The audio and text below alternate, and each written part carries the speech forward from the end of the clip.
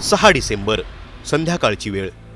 पुणे मुंबई हायवेवरून गायकवाड नगर पुनावळे रस्त्याने एक तरुणी आपल्या कारमधून प्रवास करत होती.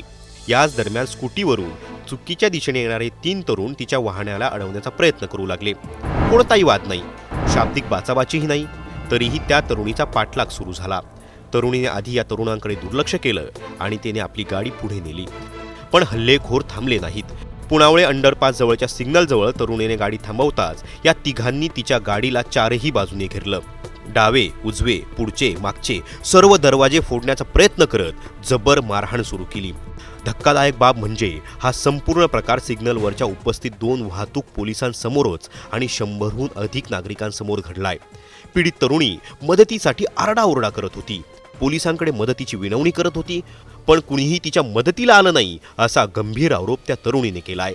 या हल्ल्यादरम्यान इमर्जन्सी क्रमांक 112 वरून फोन करून मदत मागवण्यात आली, पण त्यानंतरही हल्लेखोर थांबले नाहीत. ते सतत तरुणीवर हल्ला करतच राहिले. याच वेळी तरुणीच्या हातात मोबाईल होता.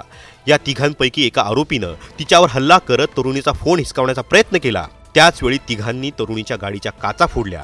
यात तरुणीच्या डाव्या डोळ्यात गाडीच्या धारदार काचांचे तुकडे घुसले.